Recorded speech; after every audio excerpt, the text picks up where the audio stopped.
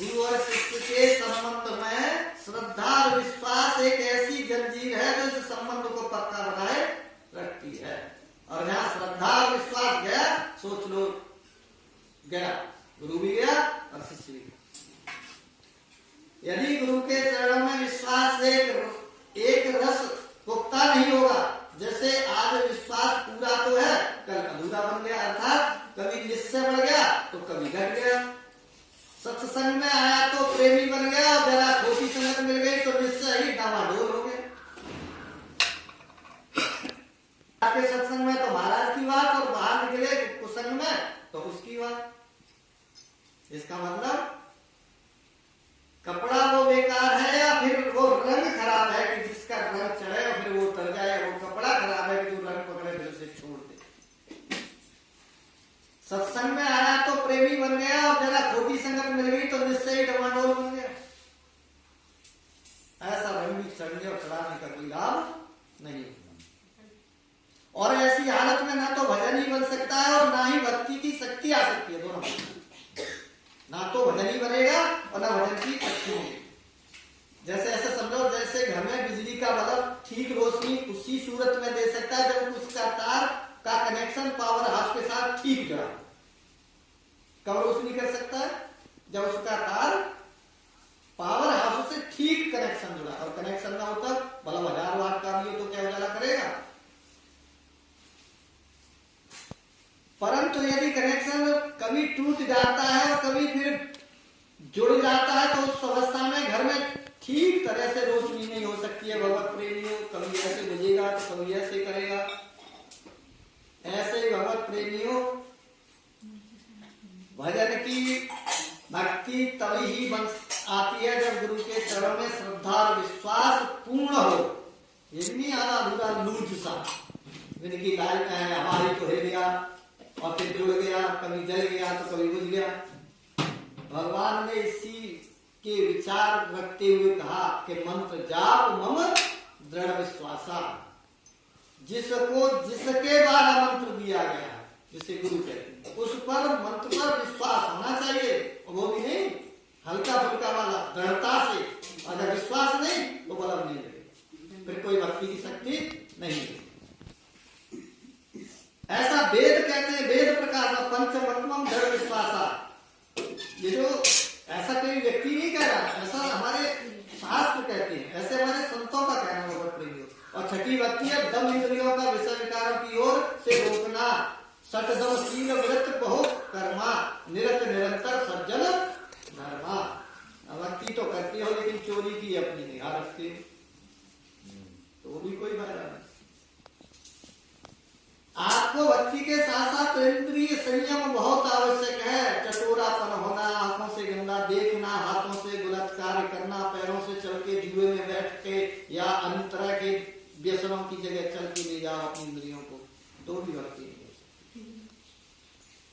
आपको इंद्रियों के विषयों के विकारों को रोकना है और शीलवान होना है। बहुत कर्मों धर्मों से व्यक्ति वैराग्य धारण करना पड़ेगा, उपराम रहना पड़ेगा। बोलो कहेंगे भक्ति भी कर लूंगा, फिर दिखने लगे शहर की मटर गश्ती भी कर लूंगी, ये नहीं।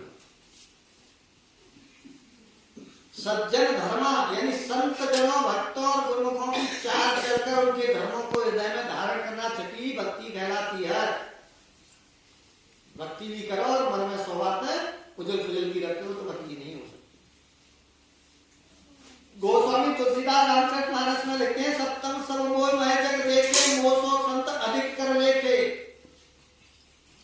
भक्ति में वर्णन करते हैं कि सप्तम सब मोहमय जग देखे, मोते संत अधिक कर लेके। और अष्टम यथा लाभ संतोषा, सपन नहीं देखो परदोषा। सातवीं भक्ति का अर्थ होता है भगवत प्रेमियों के सारे जगत को मेरा रूप समझना चाहिए।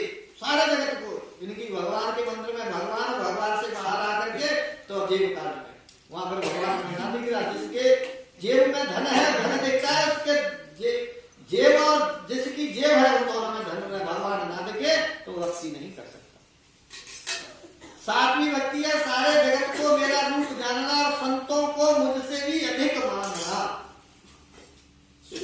मोते संत अधिक कर लेगा।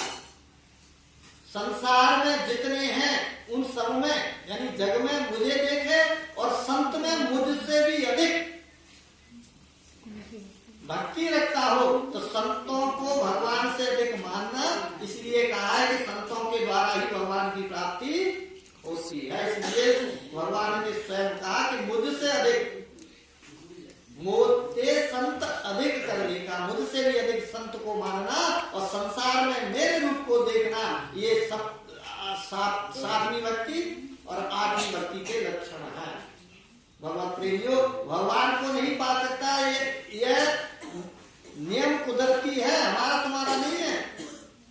और अटल भी है जब भगवान स्वयं फरमाते हैं कि संतों को मुझसे विशेष जानो, तो इसमें फिर संशय व भ्रम की गुंजाइश कहाँ है। जैसे एक सबसे ऊंची अदालत का जो फैसला होता है, जैसे क्या कहते हैं भाई इसको, सबसे ऊंची अदालत क्या है? नहीं, सुप्रीम। सुप्रीम को यार, भाई में क्या रहता है, भाई तो भाई हो जाएगी। सुप्रीम कोर्ट हुआ करता है, सर्वोच्च न्यायालय। और उस सर्वोच्च न्यायालय श्री रामचंद्र जी का वचन भी रूहानी दृष्टि में एक अटल कानून है,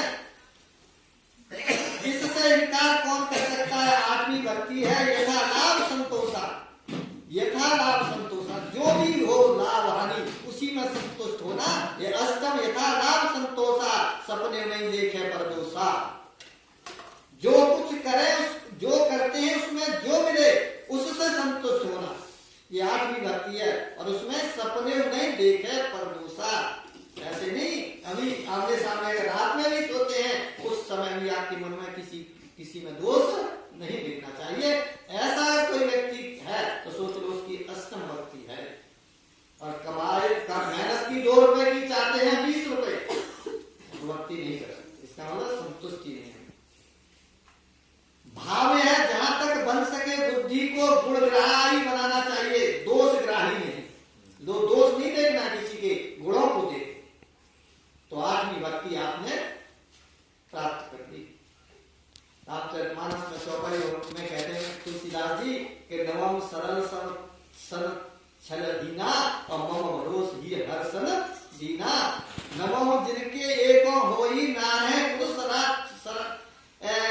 चराचर कोई, सबके साथ सरल स्वभाव से छलहीन होकर के बर्ताव करना और भगवान के भरोसे हर्ष शोक से न्यारा रहकर नवमी भक्ति कही जाती है।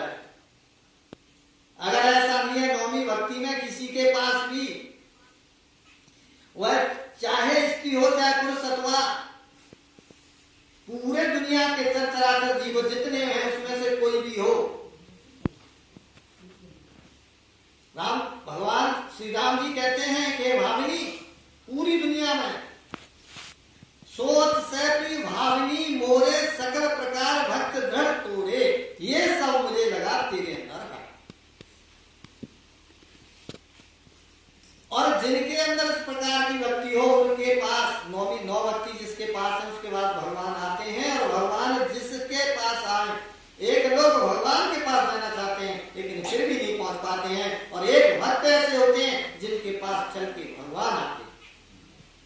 भगवत प्रेमियों, भक्ति तो ऐसी ही है, कहते हैं कि तुम्हें भगवान को ढूंढने की जरूरत नहीं, क्योंकि तुम में इतनी सामर्थ्य नहीं कि तुम भगवान को ढूंढो। तुम तो भक्ति ऐसी करो जिससे भगवान में सामर्थ्यवान है वो तुमको ढूंढ लेंगे। जैसे राम जी ने भिलनी को ढूंढा, मतंग ऋषि के आश्रम को ढूंढा उस जंगल में जाकर के, और 10,000 वर्ष तपस्या करने के बाद जब भक्ति पूर्ण हुई तो राम जी ने ढूंढ लिया भिलनी को और दे दिया नवदा भक्ति का उपदेश। वही उपदेश रामचरितमानस में तुलसीदास बाबा जी ने कथित वर्णन कर